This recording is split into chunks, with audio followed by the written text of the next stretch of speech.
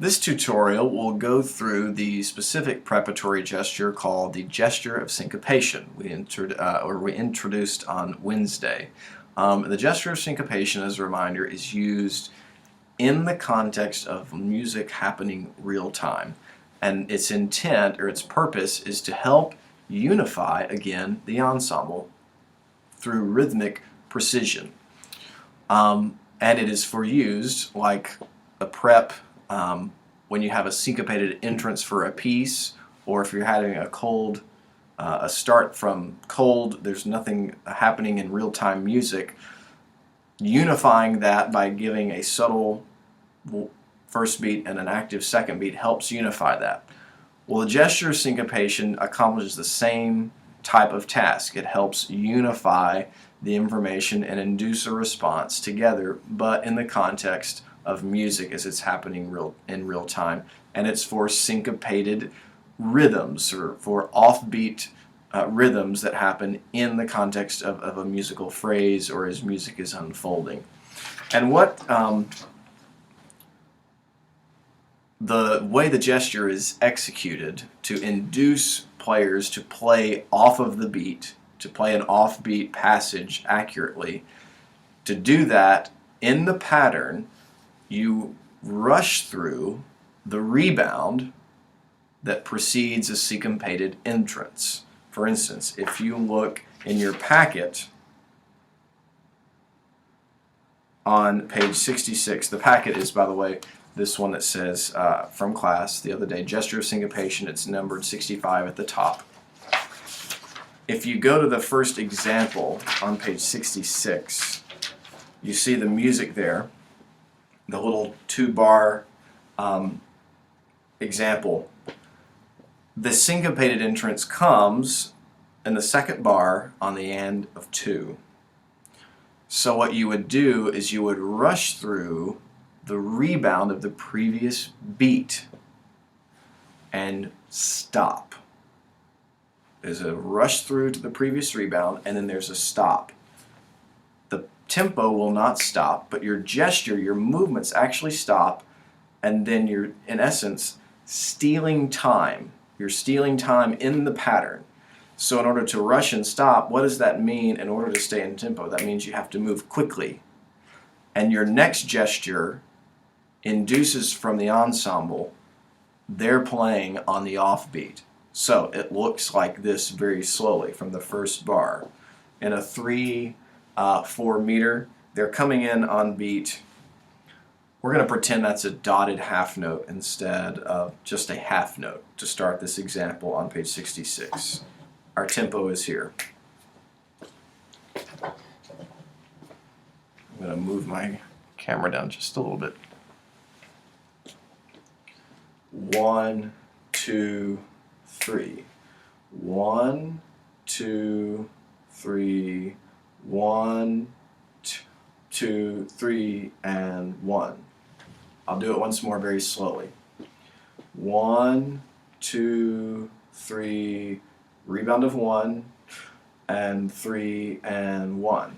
Did you see the rush movement through the rebound of 1?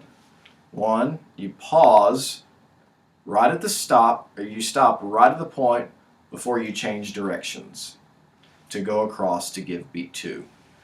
1, 2, 3, 1, 2, and 3, and 1. And when there's that moment of stopping, the ensemble, again based on the principle of contrast,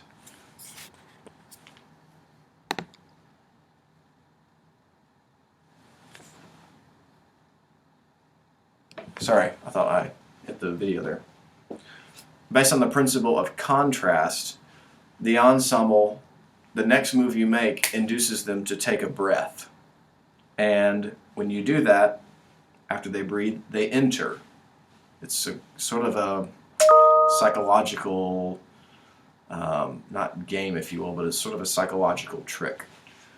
So we'll do it together. Let's try it. And feel the stop, and then the rush to stay in tempo. Here we go. Ready? 1, 2, go. 1, 2, 3, 1, and 3, and 1. Rewind, practice it again. Now, look at the next example, number 2 from Vivaldi's Magnificat. There's no rest here, but we have a syncopation on the and of 2. So you will again you will rush through the rebound of 1, so you can pause at and stop at beat 2, where the dot is. You stop at the beat before the syncopation. In order to be able to stop, that means you have to rush and get there sooner to wait. Okay? The difference in normal conducting without a gesture of syncopation looks like this. Israel. 2, 3, 4. Israel. And there's no clarity within the pattern of that syncopation. But to include the gesture of syncopation all of a sudden gives an ensemble clarity that they should change, that they should do something. And that will include playing a note or maybe taking a breath if they see that in the music. So it looks like this. 2, 3, 4.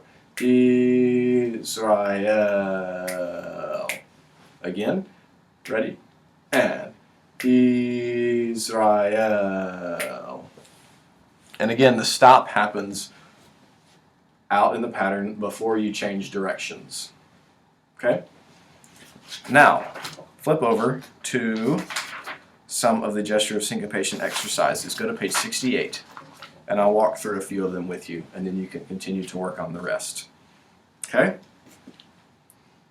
Number 1, the syncopation is on the and of 2. Bum, bum, bum, bum, bum. So the stop happens on beat 2. Stop happens on the beat before the syncopation. In order to be able to stop on that beat, mathematically, something has to change. You have to get there sooner in order to stay in time. Now, if you don't want to stay in time, you can get there at the same time you want and stop, and then all of a sudden you're not in time anymore. But to keep a steady tempo, you have to get there faster so you can spend more time there. Then you move. So the stop is on 2, so it would be 1 and 1. Rebound of 1, stop on 2, 1 and 1. 1, bum, bum, bum, bum, bum, bum, bum, bum. Your next movement to give beat 2, it's so close to the and, when you move, that induces them to play. Bum, bum, bum, bum, bum, bum, bum, bum, bum, bum, bum, bum, bum, bum, bum, bum, bum, bum, stop, boom, bum, bum, bum, bum, bum, bum, bum, bum, and so on and so forth.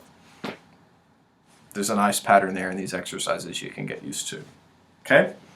Feeling that stop, coming back in for the beat. Okay?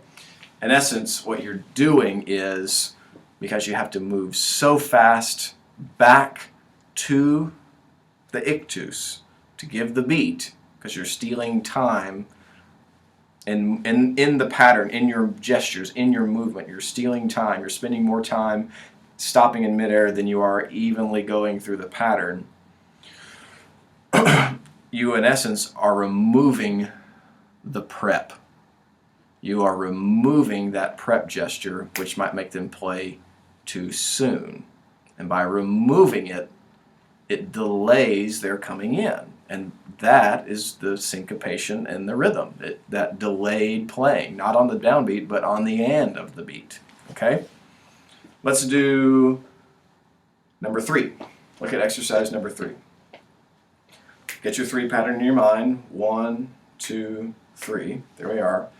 So the stop happens on the rebound of 1 because the syncopation is on the and of 2. 1 and 3. 1 and 3. 1 and 3. 1 and 3, 1. Now, in normal conducting without the GOS, that would look like this. 1, and 3, 1, and 3, excuse me, 1, and 3, 1, and 3, 1. You see, by adding the GOS, there is more definition on when to play that off beat, and it brings further precision to the ensemble. For instance, ready? 1, 2, and 1, bum bum bum, bum bum, stop, and 3, stop, rush, and 3, home, and 3, 1, and 3, 1, and 3, 1, and 3, 1. Okay? Let's look at exercise 6. The syncopation is on the end of 3. So the stop will follow the rebound of 2. The rebound of 2. Okay? Here's your 4 pattern. 1, 2, 3, 4, 1, 2. Now with the GOS, 1, 2, and 4. 1, 2, and 4. 1, 2, and 4. That stop again, like our previous exercise, was before it came across the body. Let's find an exercise. Look at number 4. A 3, 4. 1, 2, and 1, 2, 3. Get your 3 pattern in your mind. So here we are, exercise number 4. The stop will happen on the rebound of 2.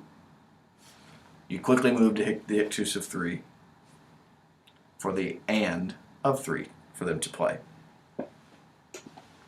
And it looks like this. 1, 2, 3.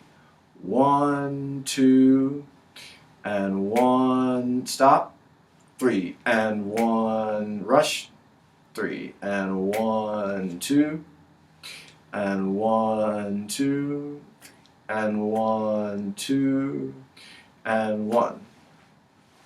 For those of you that were in the Fare Requiem, there's a perfect example of this in the opening bars, the very first time the choir sings.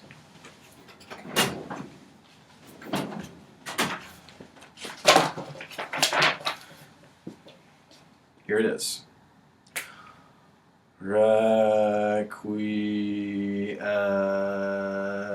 aeternam. See? And in a slow tempo, that gesture of syncopation is crucial. Try to see where to put the 8th note without it.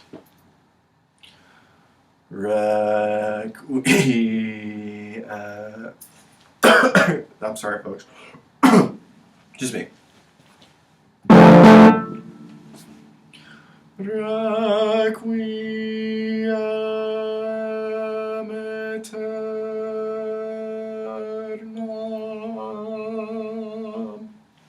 Now, at a slow, soft dynamic, slow tempo, soft dynamic, what if we could get greater precision by introducing a GOS for that syncopation?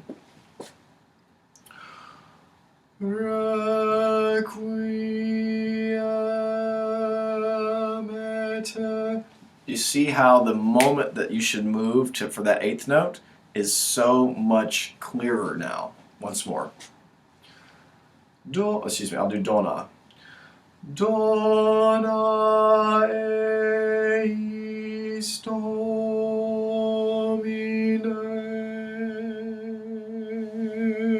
And 1. Et lux perpetua. See all those opportunities for using a GOS. Very important. Keep practicing in your exercises on the GOS, the gesture of syncopation. There's many, many there. And best of luck to you. Hope this has been helpful.